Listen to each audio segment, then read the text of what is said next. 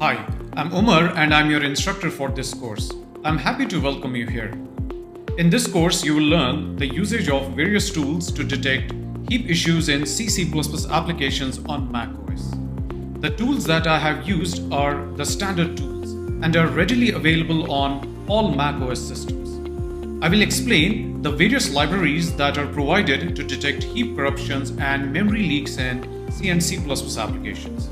I will use a lot of examples that will highlight the issues and how these issues can be resolved. First, I will take you through the usage of Malloc Debugging for detecting heap buffer overruns and underruns. Then I will introduce the guarded memory allocator, which is provided as a library called Libgmalloc. It is an alternative but powerful library to detect more heap buffer underruns and overruns. I will explain its usage from Xcode and command line, and also explain how it can be configured and customized for your application. Next, I will explain the process of detecting leaks using the leaks command and several Xcode instruments. Both leaks command and instruments can help us detect leaks in addition to revealing the source of the memory leak, thereby saving a lot of time. After this course, you will easily detect, isolate, and debug heap-related issues in C++ applications on macOS. So join me and let's get started.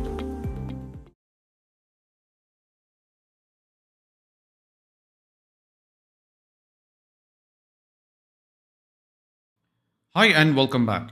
In this lecture, I will give a quick introduction to Xcode as a development environment for C and C++ applications. If you do not have Xcode installed, then you can install it from the App Store. Search for Xcode here, and this is where you can download Xcode from. After you have finished installing Xcode, you might also want to install the command line tools.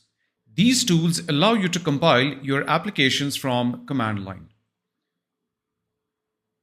The command line tools have to be installed separately from the browser, from Apple's website. So here, search for Xcode command line tools.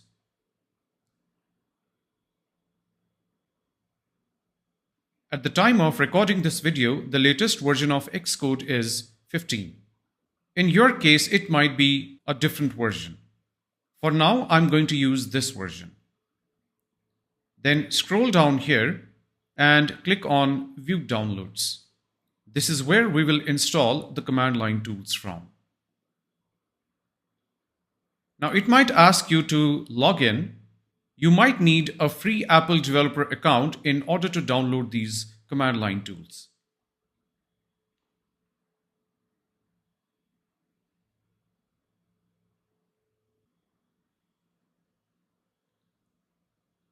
You can search for the command line tools here.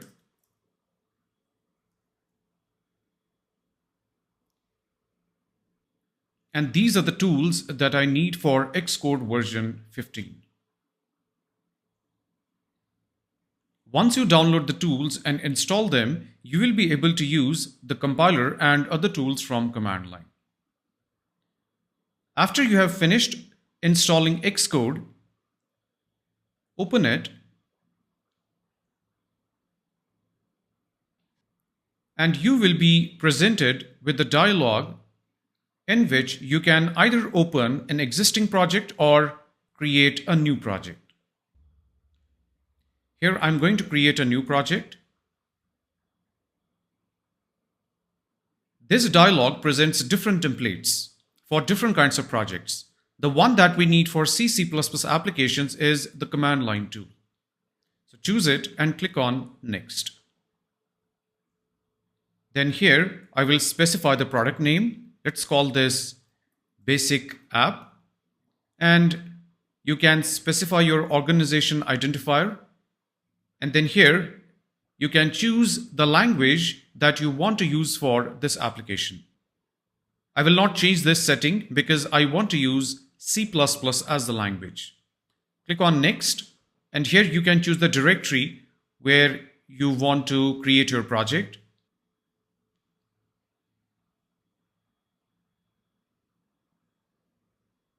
you will be presented with this screen in which you can configure the different aspects of your application. For example, you can change the standard you want to compile your code with, or you can also control the other aspects of the compiler. This is the source file that is generated. I will increase the font size.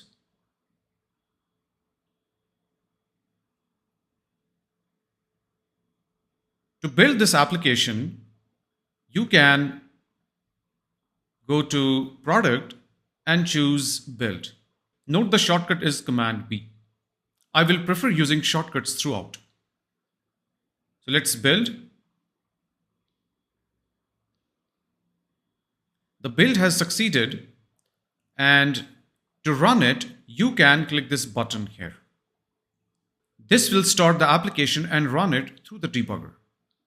You can also choose to run your application from here. The shortcut is Command R.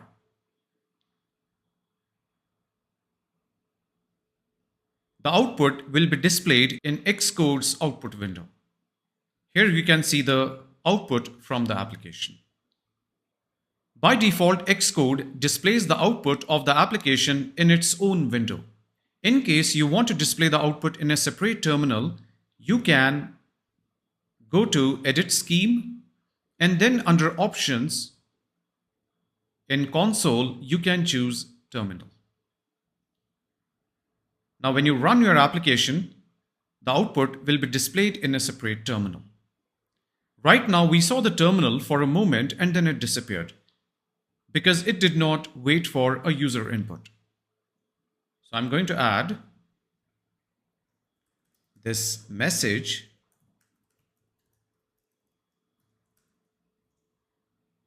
and then prompt the user for an input. This will keep the console open until enter is pressed. What if there is an error in the project? Let's build. Most of the times, Xcode will be able to highlight the error in the editor itself. But in case it does not highlight, then the error will be displayed in this Issues Navigator. You can also go to Reports Navigator from here. That will show the messages from all the builds that you have performed earlier. Now in this case, this is the current build, and down here you can see the error. You can double click here and it will take you to that line which contains the error. And the error goes away. However, the build messages still remain in the Report Navigator, and these are useful for comparing the output of different builds. So this was a quick introduction to the installation of Xcode and its usage for creating a C++ application.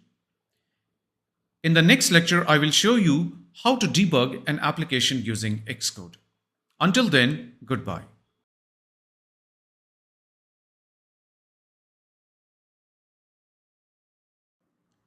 Hi there, welcome back.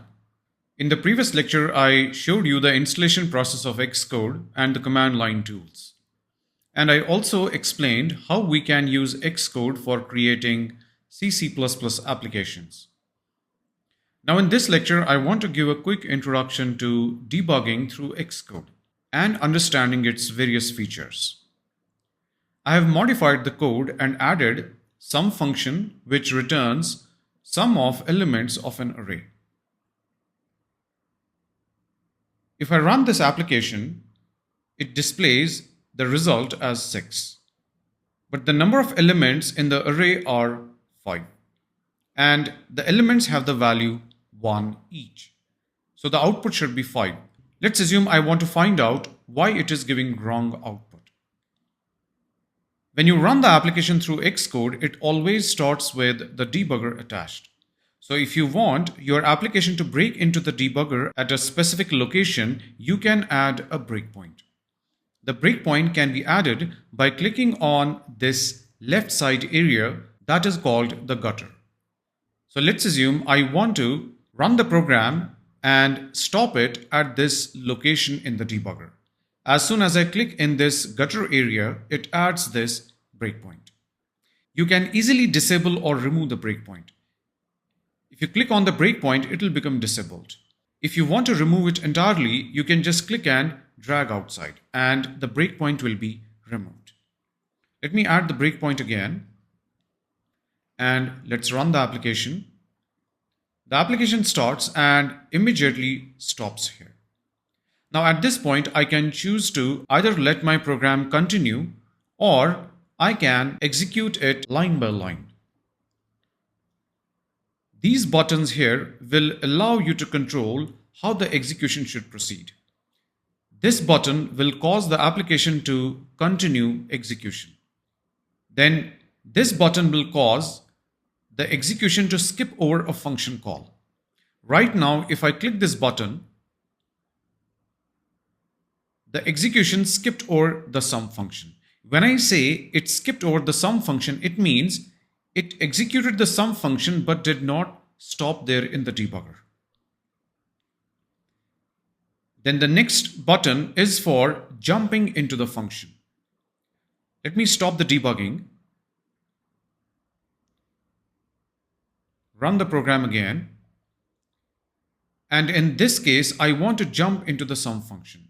I can use this button. If you do not want to execute rest of the function line by line, but you want the debugger to execute the rest of the function and then stop as soon as it finishes, you can use this button. You saw it has returned after executing the sum function, but has stopped into the debugger. You can add multiple breakpoints, and all the breakpoints that you add will be visible in the breakpoints navigator. You can disable, enable, or remove the breakpoints even from here. During debugging, you can view the values of the variables in the expressions window. It automatically shows all the local variables. In some cases, some variables may not be displayed because they may be out of the context. For example, if I have this global variable, run the program, it does not show the value of this global variable. So we can manually add the variable and watch it. There you go. You can also click on this drop down and choose to display all the variables, registers, globals, and statics. This might be useful in case you also want to examine the registers along with some other variables which are not in the current scope.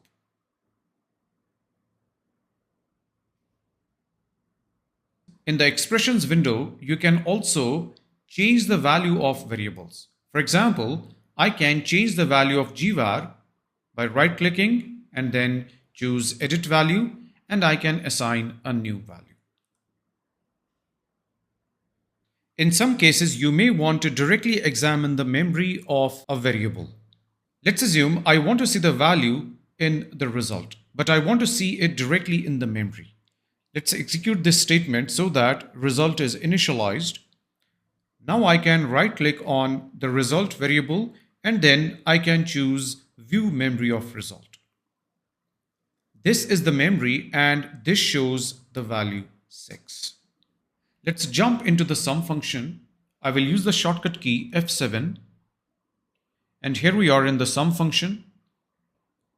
And now on the left hand side, you can see the call stack. This will show all the functions that have been invoked so far and is useful to find out from where the function was called. If you have multiple threads, then it will show all the threads and their stacks here. In some cases, you may also want to view the disassembly. To view the disassembly, you can click here and then choose disassembly. This is the disassembly window. You can even execute these instructions one by one. If you go to debug, here you can choose step over instruction or step into instruction.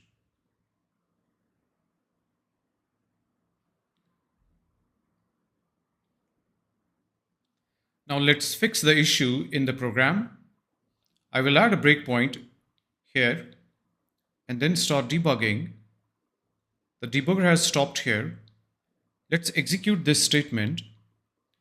Now you can see the value of sum is 1, and then let's execute the loop. You can see as soon as the loop finishes, the value of sum is 6. This is because the iteration variable I was initialized with 0. And since we already initialized sum with the first element of the array, we should have used the initialization value as 1 here.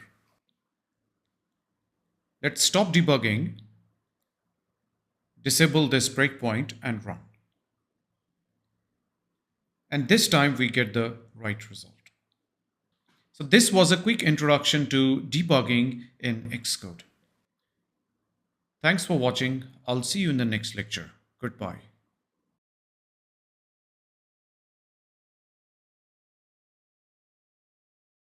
Welcome back to the next lecture. In this lecture, I will discuss dynamic memory allocation and the issues it can cause if not handled correctly. Dynamic memory allocation refers to the memory allocation that is done on Heap. Heap is also called free store in C++ and is available for allocation to the programmer at runtime.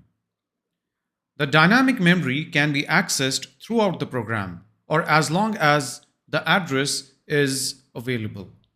One important thing about dynamic memory allocation is that it must be released manually by the programmer.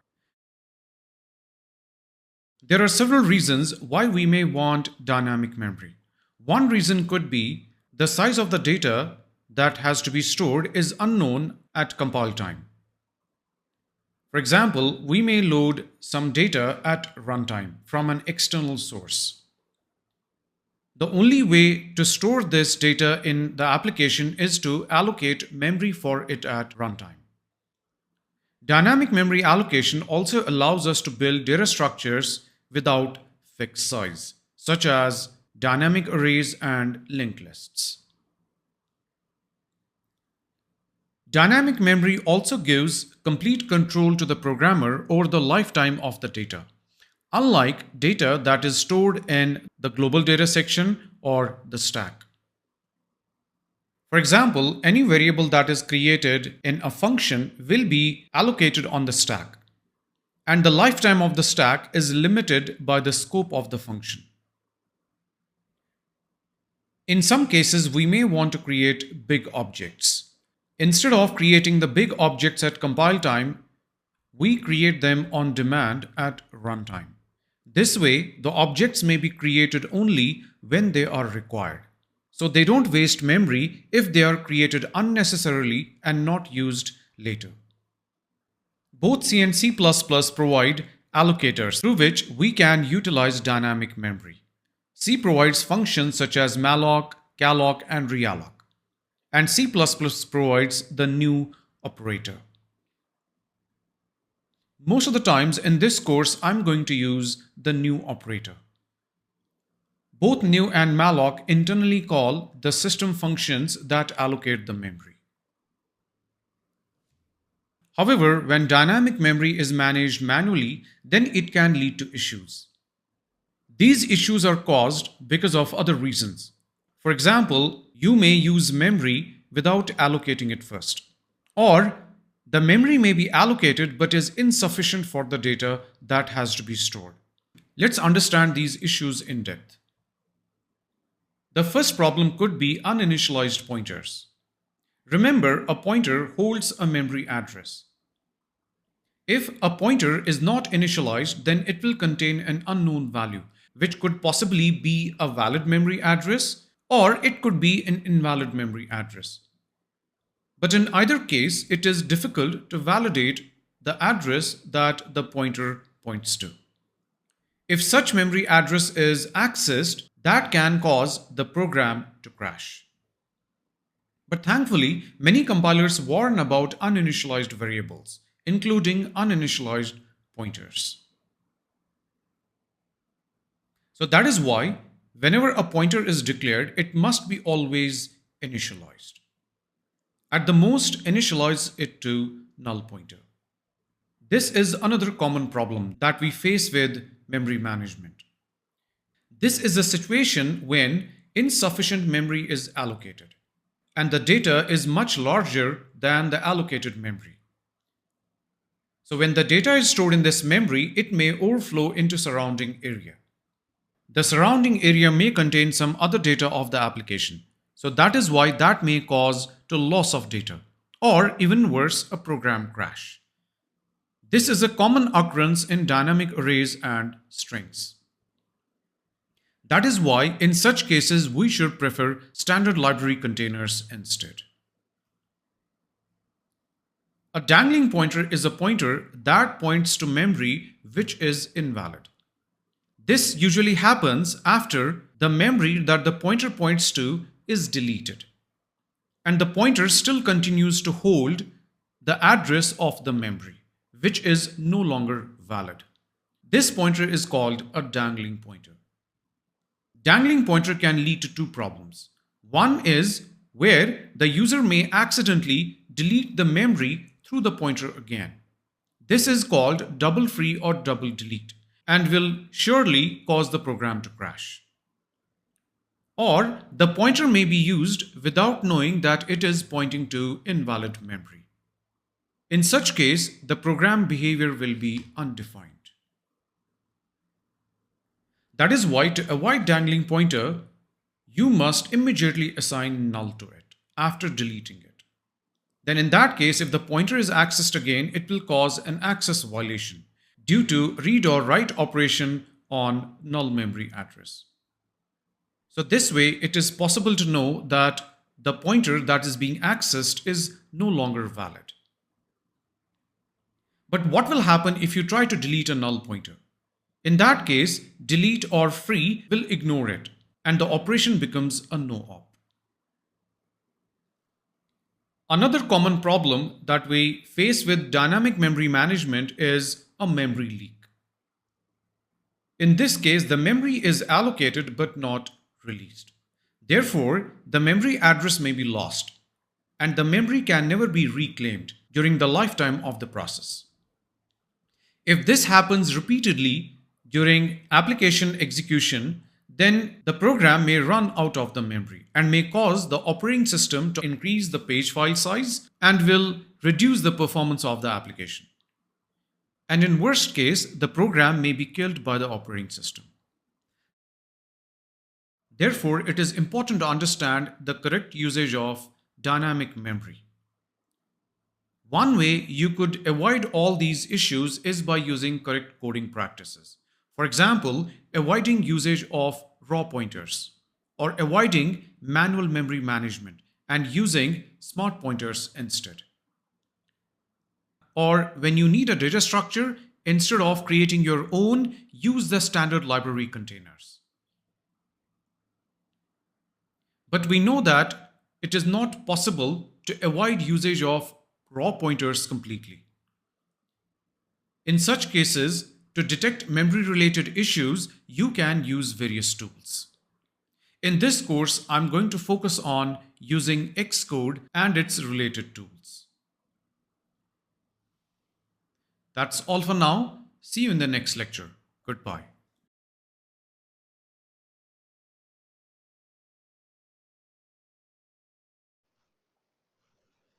Hi and welcome back. In the previous section, I discussed the features of the MSVC compiler on the Windows platform and how we can use these features to detect heap corruptions and memory leaks. Now in this section, I want to focus on the macOS platform and demonstrate what utilities and tools it provides to detect heap corruptions and memory leaks. These features can be either used through Xcode or command line. But regardless of what we use, the standard C++ compiler that is used on macOS is Clang. So all the techniques that I will discuss will be applicable to Clang on macOS. The C++ runtime of Clang provides certain features that we can use to track memory-related bugs. For example, it can help us detect uninitialized memory, use after free bugs, double free, and buffer overruns. And all these features can be enabled through environment variables. These are some of the environment variables that are provided by the cmalloc library in macOS. Depending on how you are running your application, these environment variables can be either set in Xcode or they can be set in the command line. Let me show you a few examples.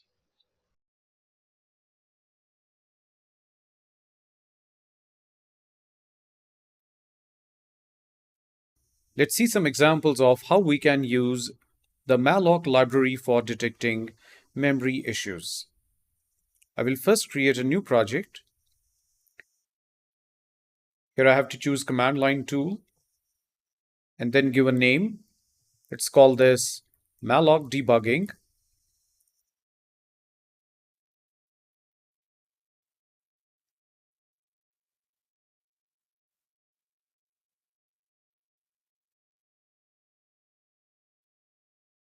First, let me check for double free.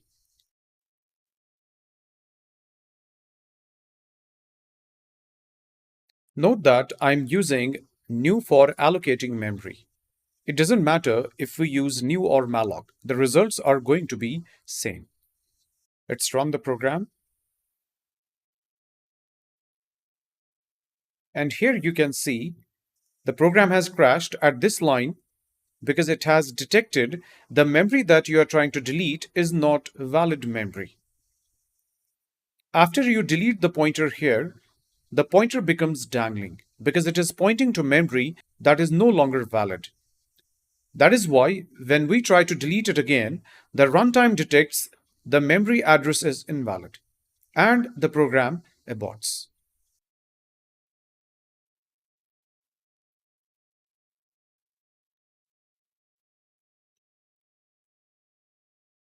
The other type of issue that we can handle using malloc library is checking for uninitialized memory.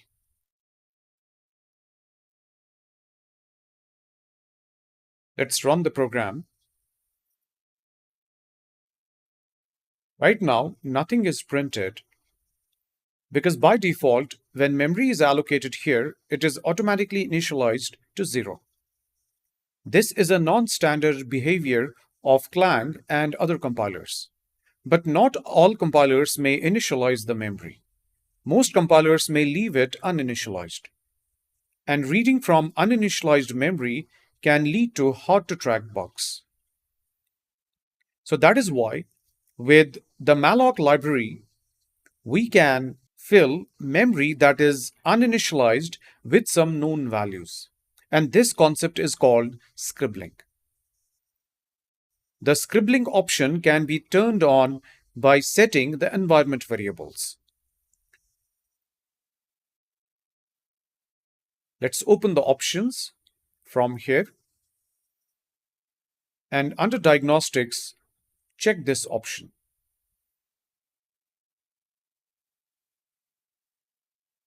Let's run. Now during runtime, you can see a message enabling scribbling to detect mods to free blocks. And you can see some output on the screen. These are the known values that are filled in the uninitialized memory. If I keep a breakpoint here and run the program again, and if we viv the memory, these are the known values. So if a program is making some assumptions that the memory is initialized, then this will cause the program to fail because the uninitialized memory is filled with these values. So there are higher chances of knowing that the memory is not initialized. In modern C++, we can use the brace initialization. This will ensure the memory is always initialized.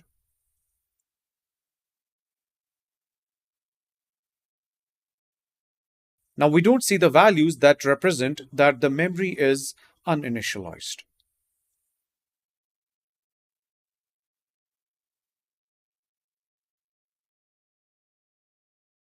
We can also detect heap underflows and overflows using the cmalloc library. However, it works only for large memory allocations and may not be very useful when we allocate small amounts of memory using malloc and new. But we have an alternative which I will explain later. For now, I want to show you how we can set the environment variables when running the executable through the command line.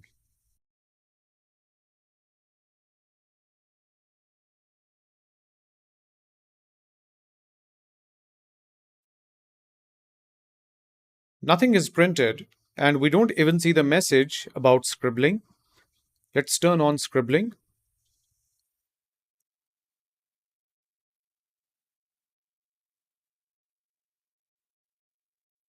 Now you see the message that the scribbling has been enabled, and you can also see some garbage being printed on the terminal. You can also export this environment variable so that you don't have to set it every time when you run the executable, like this. Now you can run the executable and the scribbling will be always enabled.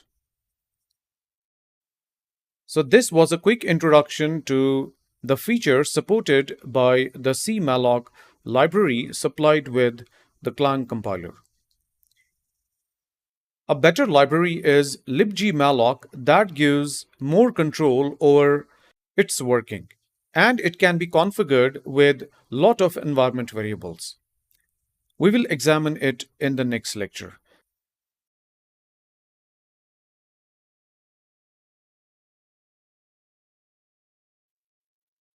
Hi and welcome back. In this lecture, I will introduce another type of allocator called the guarded memory allocator. This is an alternative library that helps detect different kinds of memory-related errors such as buffer overruns and use after free bugs. It can be safely used in multi-threaded applications as it is thread safe. It works with both C and C++ allocation routines and is suitable for both small and large allocations. It can be customized through environment variables. This allocator can be either used through the command line or Xcode. It is provided as a dynamic library called Libgmalloc. This library can be inserted into an application's process by setting the environment variable to the path of the library. If the application is run through Xcode, then an option can be turned on that will automatically set the path of the libgmalloc in the environment variable. Let's understand how libgmalloc works. It replaces the default system allocator and instead uses the virtual memory to identify bugs. Every time an allocation is requested, it is placed in a separate page. The allocation is placed in such a way that its end coincides with the end of the page, and the page following is kept unallocated. During buffer overrun, the process will try to access the memory address in the next page. Since the page is unallocated or unmapped, it will immediately cause access violation error and the process will abort. When the memory is freed, the virtual memory is also released and the corresponding page is unmapped. Therefore, any reads or writes to the freed memory will also cause an access violation. So this protects against use after free bugs. Let's assume you have allocated some memory using the C++ new operator.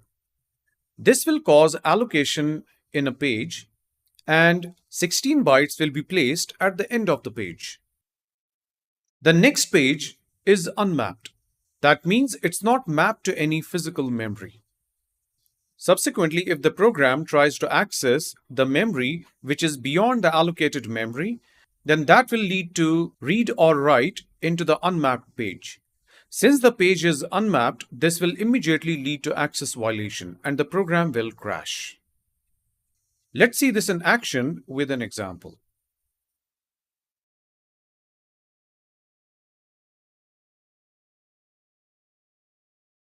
First, I will create a new project.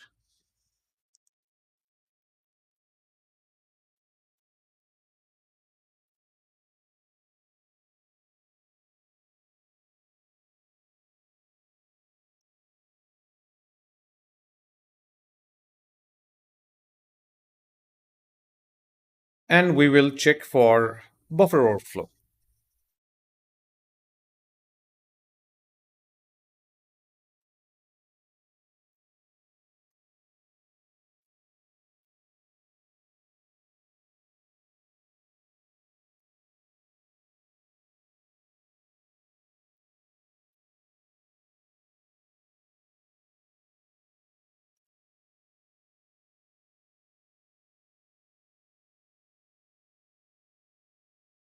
Now at this point, I have not enabled Libgmalloc. If I run, there's no crash. The program has ended with the zero exit code. That means it has terminated successfully. Now let me enable Libgmalloc from here. This uses the Libgmalloc library. Let's run again. And the program has crashed. In the output window, we see these messages. Allocations will be placed on 16-byte boundaries and some more messages. And finally, we see our program has crashed here.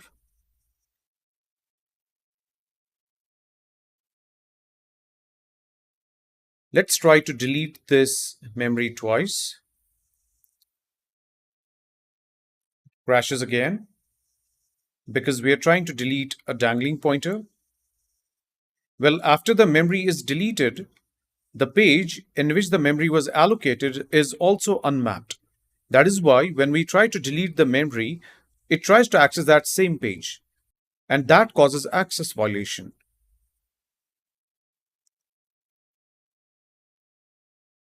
Let's also try use after free.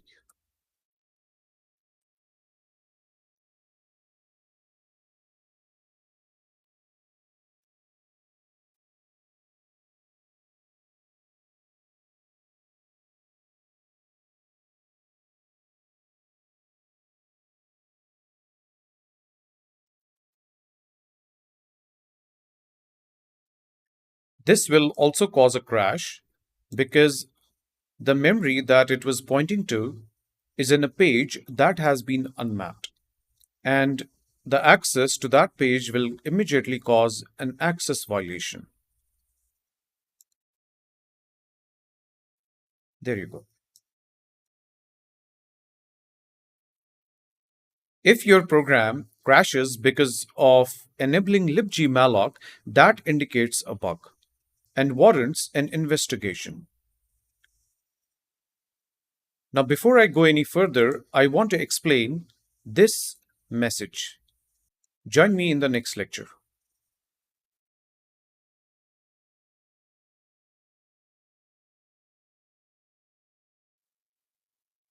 Hi and welcome back. In the previous lecture, we saw how Libgmalloc can help us detect buffer overflow errors.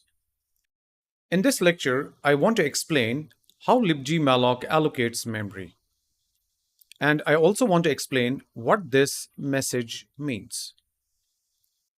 I already explained when the memory is allocated, it is placed at the end of the page. And the memory address after the end of the page is in another page which is unmapped. So any read or write operation in that unmapped page will immediately cause an access violation and the program will terminate.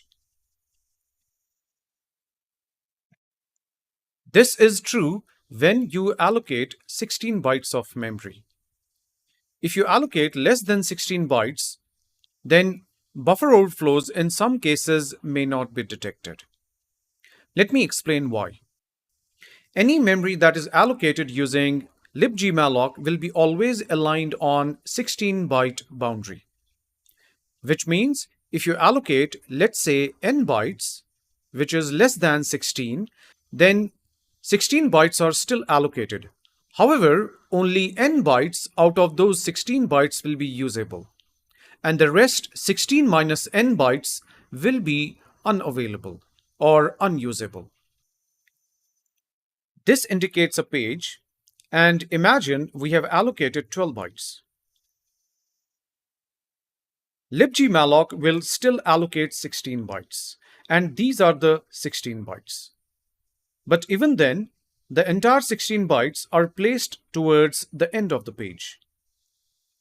Only the first 12 bytes are usable, and the rest 4 bytes act as the padding for the usable memory.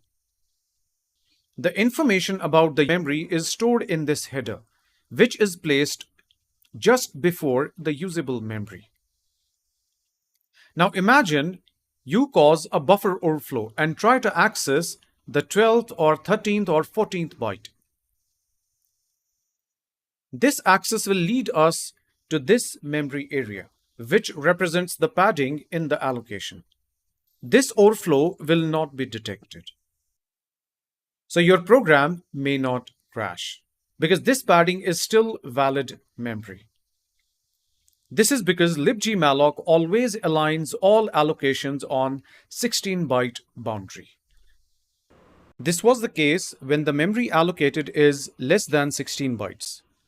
What if more than 16 bytes are allocated? Let's say 20 bytes. Then the memory will be still aligned on 16-byte boundary. So total of 32 bytes will be allocated and the first 20 bytes will be usable. The next 12 bytes will be unusable and will act as the padding.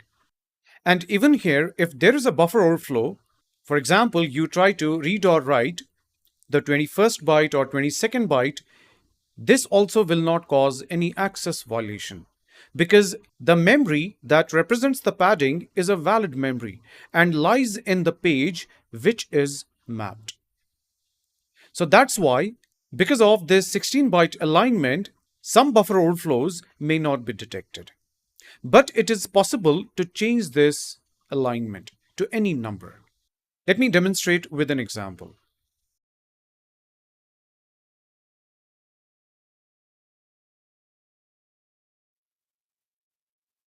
Now here I will allocate memory which is less than the alignment boundary.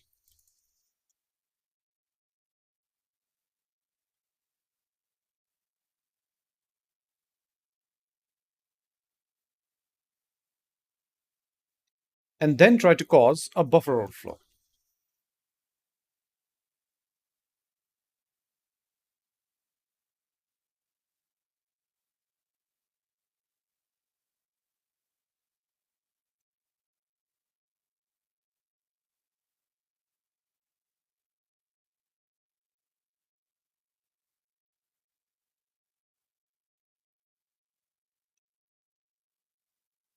Let's run.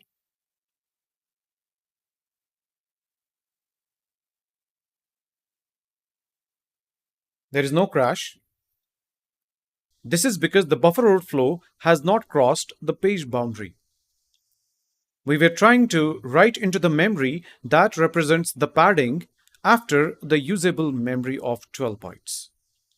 That is why in the output, we see this message, some buffer overruns may not be noticed. Now, what if we also want to catch these kinds of buffer overruns? In that case, we will have to change the alignment boundary. The reason for 16-byte alignment boundary is for vector instructions and certain frameworks that depend on this 16-byte boundary, such as Carbon or Cocoa. Since we are not using either of these frameworks, let's go ahead and change the boundary.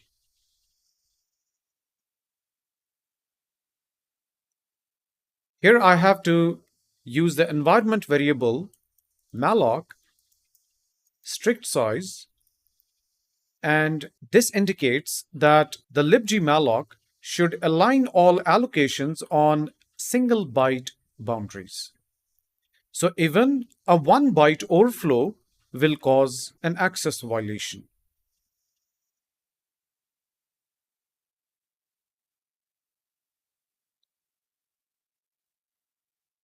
There you go. It has immediately detected that there is a buffer overflow on this line. And you can also observe in the output window, when the application was compiled, we got these messages. Allocations will be placed on byte boundaries. Overrunning a buffer will cause an immediate crash and indicates that it is good. However, applications that are expecting word-aligned pointers may fail, such as Carbon applications. And then applications using vector instructions may fail. So you have to be aware of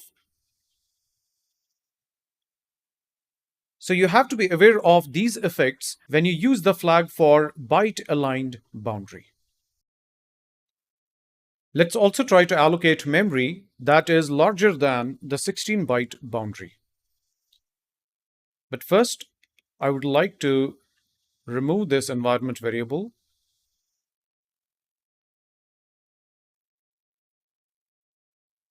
Here I'm going to write a value into the memory location beyond the usable memory. And because that memory is the padding and is in a mapped page, that is why this is not going to cause a buffer overflow error.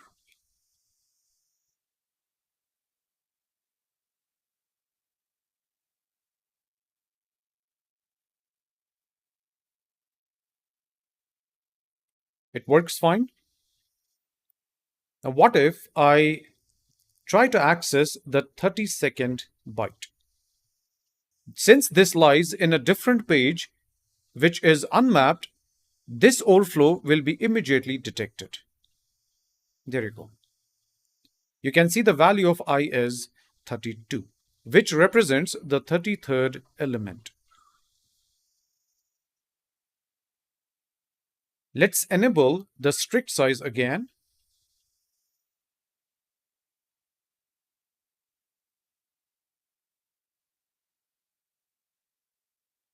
Now in this case, the buffer overflow is immediately detected. You can see the value of I is 20, which indicates the 21st byte because of zero-based index.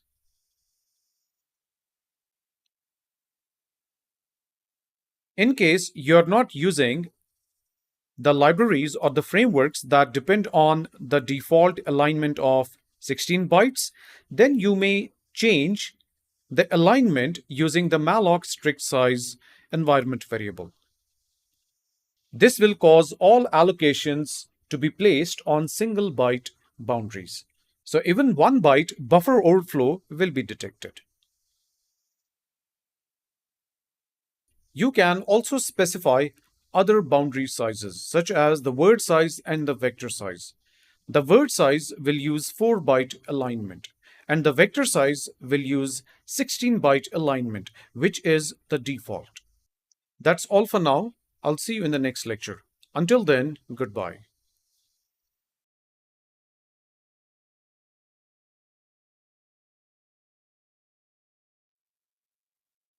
We have seen how we can use Libgmalloc or godmalloc to detect buffer overflows. But what about buffer underflows? Let's copy this code and see if the godmalloc can detect underflows.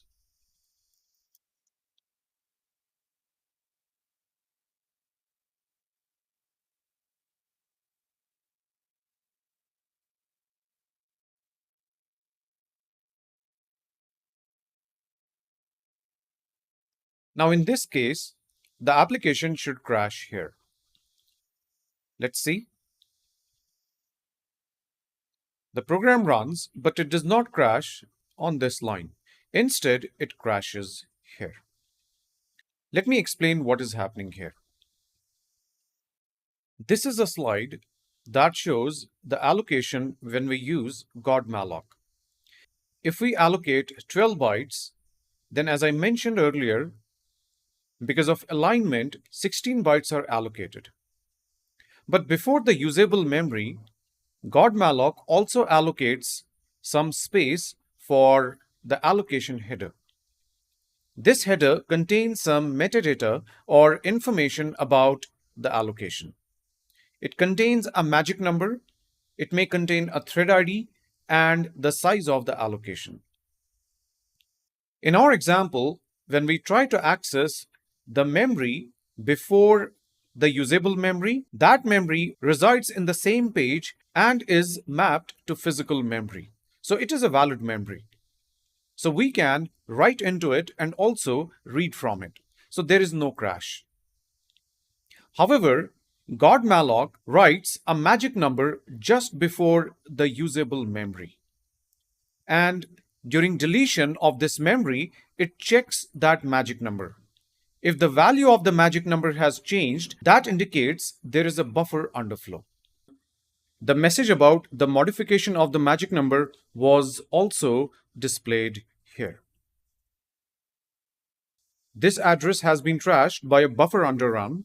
Header magic value at this address is, this is the address, and not this address. The first byte has been changed because of the buffer underrun. This is very similar to how MSVC compiler detects buffer underflows and overflows. It surrounds our memory with special values. And these values occupy the space which is called no man's land. During deletion, if these values have changed, that indicates there is a buffer underflow or overflow. And the same concept is used here. The magic number will be just before the usable memory. To view the header information, I have to move before the usable memory. So I'm going to create a pointer here. And I'm going to make it point to the beginning of the header. The size of the header is 32 bytes on 64-bit platforms. I will add a breakpoint here and then run the program. And let's see the header. This is a special value that indicates the location just before our allocation. To help you understand this better, let me initialize the first byte with a known value. Let's say 1. And the last location with another known value 2. Let's run again. Let's check the header now. And here you can see the value 1 and the value 2. And this is our usable memory. And you can see the magic number here. If you read it from right to left, it reads dead beef twice. This is the magic number. When the memory is deleted, this magic number is checked. And if its value has changed, that indicates there is a buffer underflow. Let's execute the next line of code and examine the memory again. And you can see this value has changed. Now in the next statement, when we delete the memory, this magic number will be checked. Because it has changed, it indicates there is a buffer underflow. This is how Malloc detects buffer underflow. This is very similar to how we used CRT check memory in Visual Studio. There also delete checks for the consistency of the heap by checking the no man's land that surrounds the memory allocated by the user. But what if we want to detect underflow as soon as it happens? In that case, we have to use an environment variable called malloc protect before. It will place the allocation at the beginning of the page, and the previous page will be unmapped. So as soon as there is a buffer underflow caused by read or write, it will cause an access violation.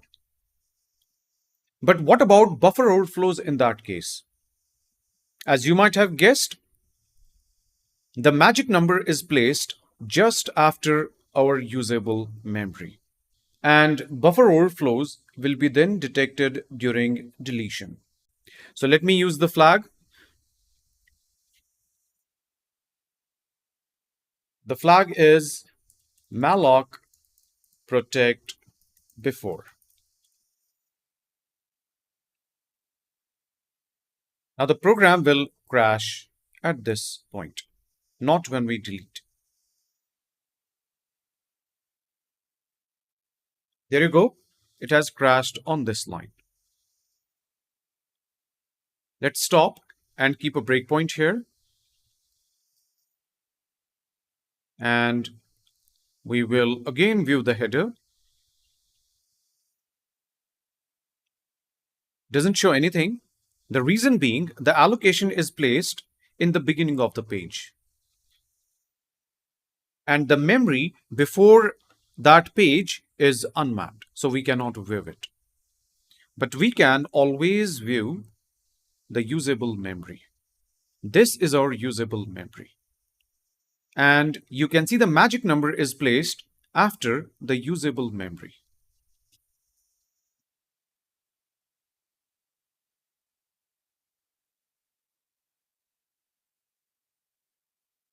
And this causes a crash. And what about buffer overflows? Now in this case, the buffer overflow will be detected when the memory is deleted. There you go. So this is how Malloc can detect buffer underflows and overflows.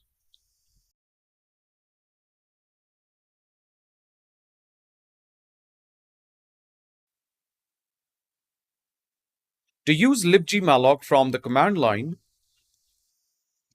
we have to set its path in a system environment variable. That will cause the Libgmalloc dynamic library to be automatically loaded when we run our application. Now, because we are running our application through the command line, we won't be able to see the flow of the execution. That is why I'm going to add a few log messages.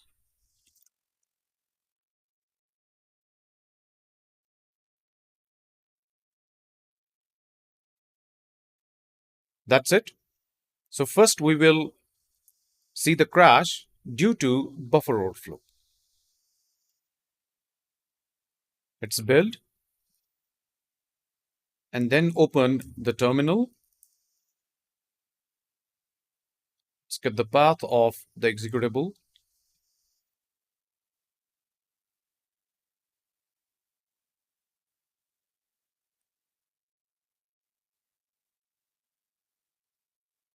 Let's run the program initially and see if we get a crash. There is no crash because we have not used the malloc. Let's use that now.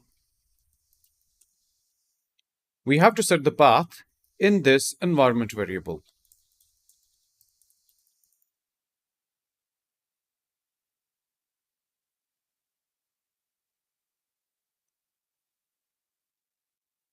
You have to assign the path of the Libgmalloc dynamic library to an environment variable. That will cause the dynamic library to be automatically loaded in our process. So basically, this dynamic library will hook into the allocation calls. And that's how it will check for overflows and underflows. That's it. Let's run the program again. And this time it has crashed immediately after this message is printed. Now let's simulate an underflow.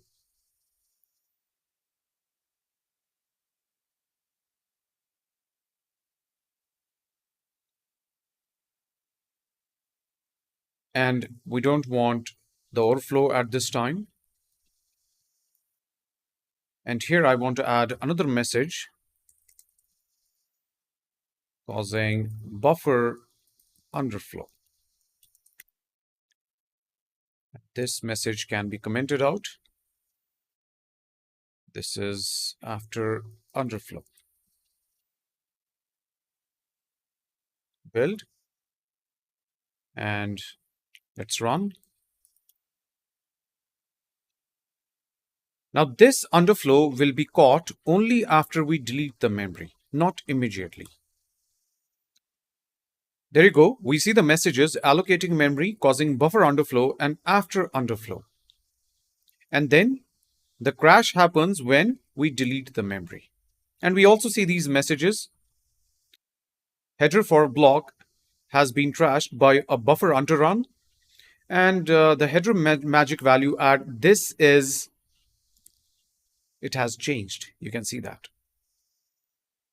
So we will use this environment variable in order to catch it immediately. So this time we will set the environment variable so that the buffer underflow is caught immediately.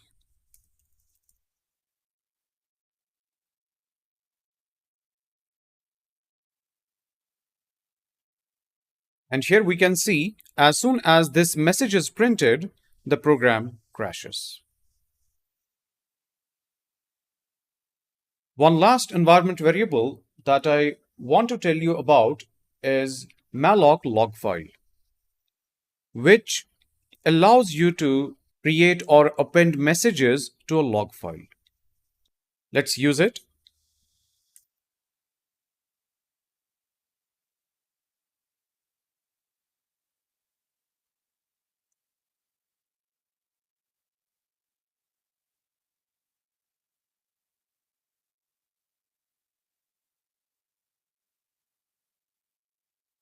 And this is the log file. This is what it contains.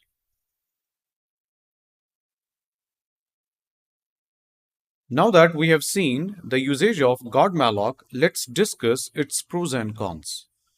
Malloc works well for both small and large allocations, unlike the system malloc, which only works for large allocations. Malloc is highly customizable through environment variables. It is thread safe and can be used in multi-threaded applications. It can be easily used either through Xcode or command line.